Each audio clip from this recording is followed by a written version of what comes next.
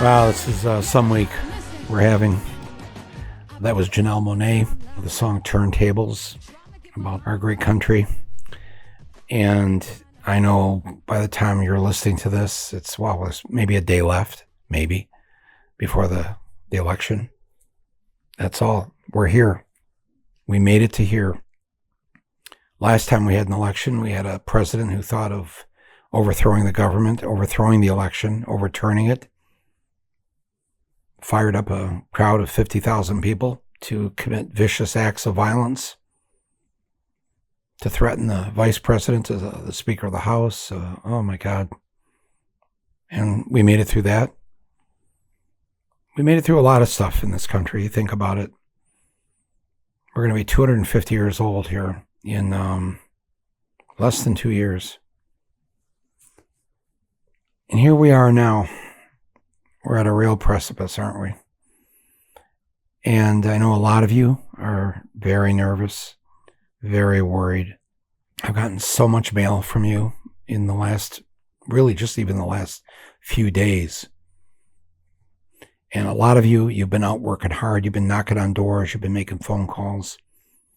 You've been giving people rides to the early voting polls, whole bunches of things you've been doing to get the vote out. And we've already had record turnouts at early voting. Women have shown up in droves. I mean, the stats I saw today, at least 20% more women showing up than men to vote. States, they're at anywhere from 55 to 58% of those who are voting are women.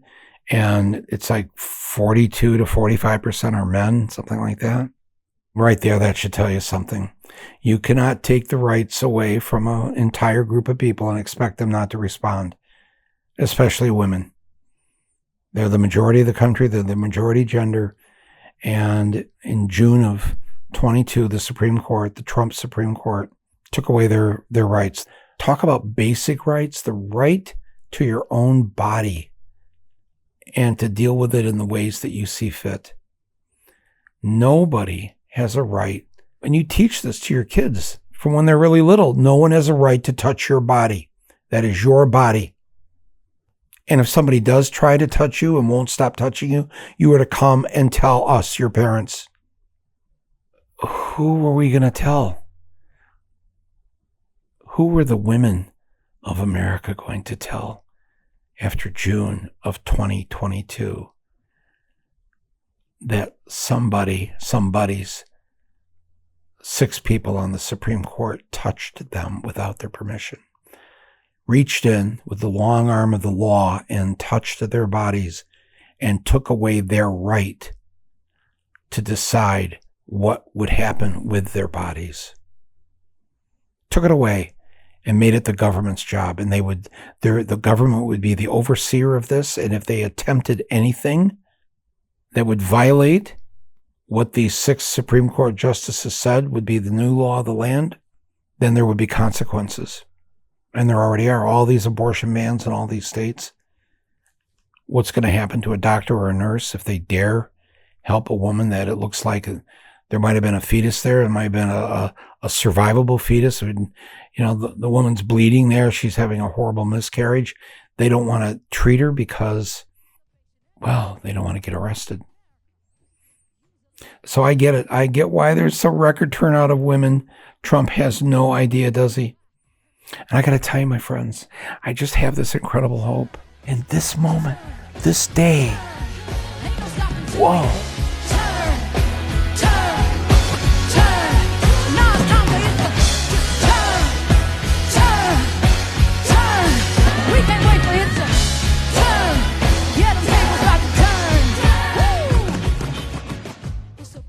So before we continue on, I'd like to take a moment to thank our longtime underwriter for this podcast, Shopify.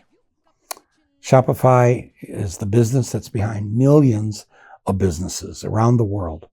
They make the act of selling and buying very simple. It's why so many people use them, especially small businesses, nonprofits, schools. If you've got an idea for something you want to set up, some sort of online shop, maybe it's to support your organization, your church, whatever, check out Shopify.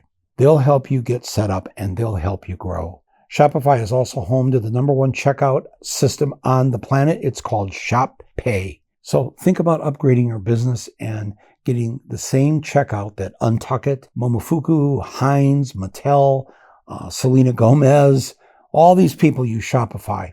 Sign up for your $1 per month trial period at shopify.com/more. That's my last name. And you got to do it all in lowercase, more, MOORE.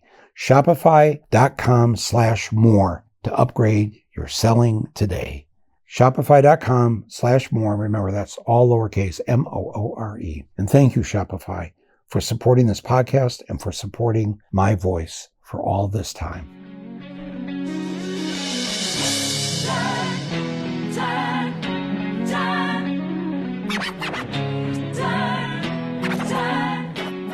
I want to play for you something here. This is it's a little example of why I'm in such a hopeful place right now. But I think all this talk about how close the election is and all that, I don't know. I mean, I'm not a soothsayer. I can't tell you what's going to happen here. I'm not a pollster. I don't know any of this stuff. But I got to tell you, I do live in the real world. I don't live in a bubble. And I think I know what's in the process of happening right now and what's going to happen as of, well, essentially what is tomorrow. And I'm going to play this for you. I've been in New York a lot lately here. And there's a 7-year-old here in the neighborhood. And I know her parents pretty well. They had just picked her up at school and they'd stopped by to see me for a little bit, and she was all animated because this kid in her class, so this would be like a second grade class, had just come back from seeing relatives in Washington, D.C., and he brought a book back, and in the book I think it was a book of presidents or whatever. She was telling about American presidents, and she opened it up, and there was the big page of the 46 presidents that we've had. And she was kind of taken aback by it. She was like, what is this? It looked weird to her. She didn't, really understand it. And I was in the podcast studio, and I asked her parents, hey, would it be okay if I just asked her a couple questions here on the microphone? I'd just like to kind of get this down. Her take on things seemed really interesting. Really smart kid, a voracious reader already at 7 of books. Always a good sign. But let's just play this, my 7-year-old neighbor here. My friend in the school brought in a book of Washington, himself in Washington, D.C., and he had pages of all the presidents, and crazy thing was that there were literally no women at all. Wow. Okay, so can we unpack that for a minute here? What did you think as a young girl? And there are no women in these 46 presidents. It's crazy and it's terrible. Women should be presidents. Why do some people think that women aren't as smart as boys? That's mean. It's mean, isn't it? Yeah. Yeah, like when the first woman doctor was, people thought that girls couldn't hold any important things, and they could work as housekeepers in factories, right, in taverns or on farms. But every penny they earned became the property of their fathers, husbands, or brothers. Women who were not poor were expected to stay home and act like ladies, occupying their time with pastimes such as embroidery and music. You're not reading that. I just want to tell people. I did read it. You obviously read it, but you remembered it and just told us. Yeah, I read the book today. You read it today. It's about the first female doctor, Elizabeth Blackwell. Yeah, I think there was a time when they would not let women be doctors. Isn't that crazy? Yeah. You weren't allowed to become doctors, lawyers, bankers, or any other important things. Poor woman. Do you think that might get better with your generation, or? I think it'll get better. You may have to be one of the young women who are going to change it. Oh, geez, I hope so. Yes, she hopes so. She hopes that she can be part of making things better. I just loved hearing that. And I got such a big smile on my face, and then I started to tear up a little bit, and I thought, Oh my God, and here it's so many people writing and calling me, Trump's going to win. This is going to be awful. What are we going to do? How are we going to survive this? And I'm thinking, no, that is not going to happen. You got to have some faith. You got to have some faith in your fellow Americans. We don't live in MAGA nation. We live in the United States of America, and most people, not all, but most people are good. They're good people. They're good at their core. They know right from wrong. And yes, I know sometimes we seem like slow learners and all that, but eventually we come around, we get it. And I think people are going to come around with this election. And I think that a tsunami of women voters this week and on Election Day here. I'm very optimistic about this. And of course, I could be wrong, but I don't think so. God, I just started to think about, wow, has it dawned on me that I am going to live to be part of the day where we have our first woman president? 250 years and not a single woman in the White House? And I got to live long enough to see this day? Really? And what are we going to do with all that joy? Well, we got a lot of work to do. We know that. We have to undo more and more of the damage. We have to get this war stopped. We have to stop funding it in Gaza with Israel. That's got to stop. There's a whole lot of work in front of us. All the things that Kamala Harris wants to accomplish, from taxing the rich to protecting women to helping people with their student loan debt to the child tax credit, all the things, helping people buy their first homes, all these great things that she wants to do. And we've got to be there. We've got to be there by her side, have her back, make this happen. Hopefully we're in the process of electing both a Democratic Senate and House so that she'll have the votes she needs. I mean, I know a lot of people upset about Biden funding the war and Biden hugging Bibi Netanyahu. But that's not her. She didn't do that. I've been weirded out a little bit over the last few weeks about, people blaming her for the genocide. I said, wow, that's like the most anti-feminist thing I've heard in a long time.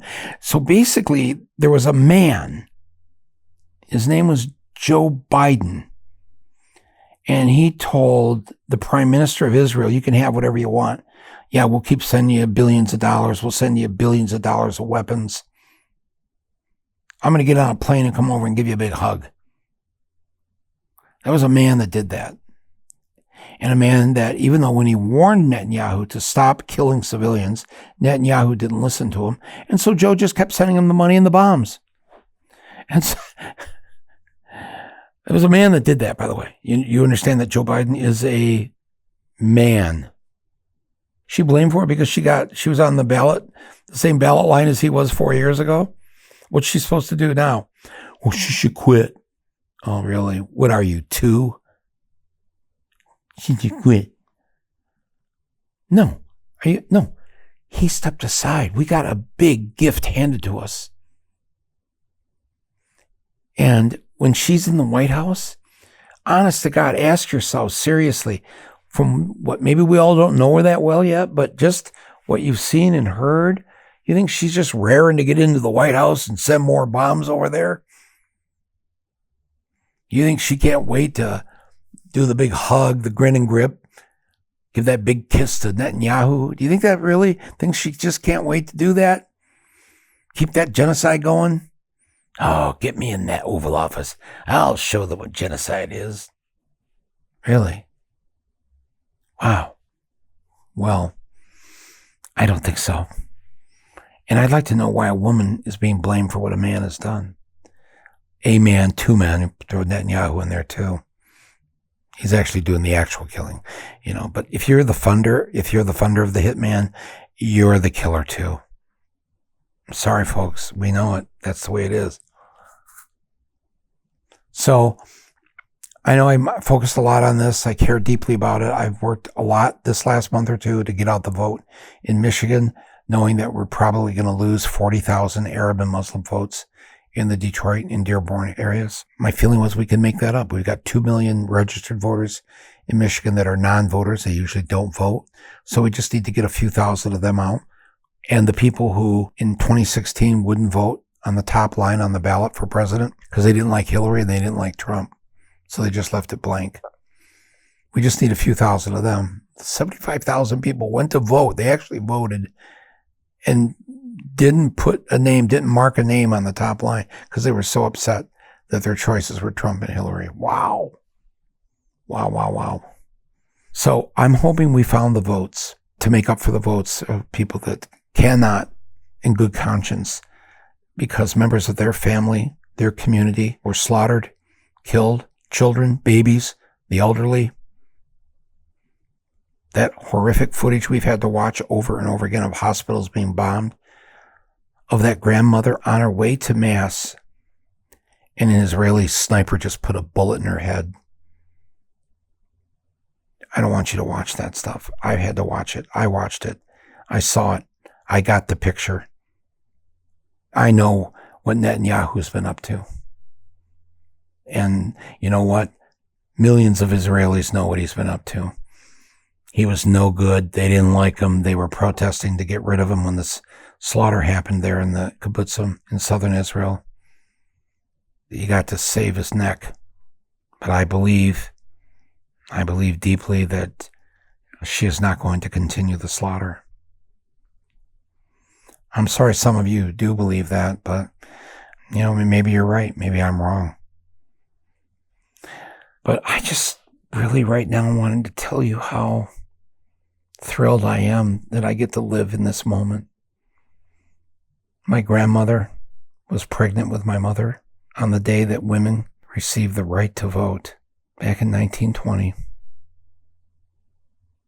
So my mom was conceived when women were not considered equal citizens, did not have the rights of humans. And so I've been able to live in this time where from my mother's time to when they couldn't vote to now this time where not only my daughter but my granddaughter get to live in a different era. Except right now it's an era where they don't get to have a say over their own bodies. Well, that's about to change very quickly. I was thinking about this about my granddaughter, that she's gonna actually see the 22nd century. And just listening to this little neighbor girl here on the tape I played you, that she knows that she's going to be part of that change to where it's going to be very different by the time we hit the year 2100. Thank God. And those of us right now, you, me, listening to me, we were there. We were there November 5th, 2024. Geez, and if you haven't voted or you've decided not to vote or whatever, don't miss the moment. Don't sit this one out. Be able to tell your children and grandchildren and great-grandchildren that you were there on November 5th, 2024, where after 250 years of gender apartheid, where women, the majority gender, were not allowed the power until this particular moment in this particular year. And then once in power, passed the laws that needed to be passed to make sure that this majority gender had equal rights to the other gender. And we helped make it happen. You helped make it happen.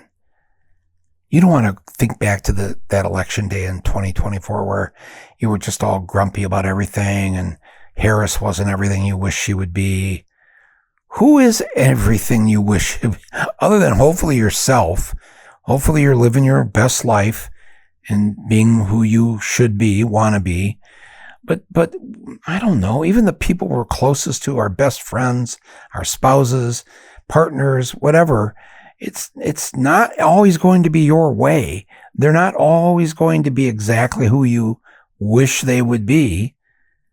And you got to live with that, don't you? I mean, otherwise, I guess, we can live alone, be alone. That doesn't sound like much fun, does it?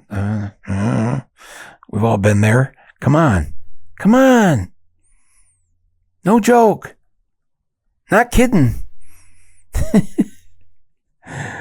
Not kidding, folks. Next time you hear my voice, a woman will be in charge of this country. I know, not officially inaugurated yet, but the American people who have spoken, the election will be certified. There will be no uprising.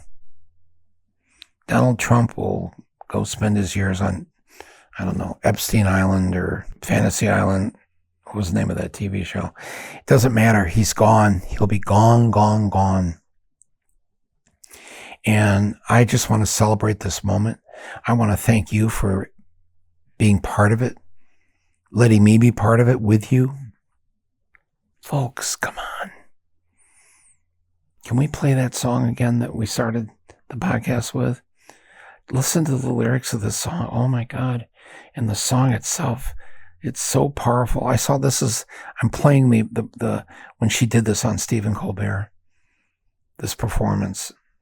It's probably why a couple words probably got bleeped out because of CBS, but you get the point. It's so beautiful. It fired me up. I feel fired up today. I'm ready to do whatever is needed for me to do to finish the job of this democracy. We have not completed it yet. We will complete it. This will be seen as the moment that we made the turn. We turned the table. We became who we said we were. We the people, of the people, for the people, by the people. Life, liberty, the pursuit of happiness. Right. Yeah. Wow. Let's savor this moment.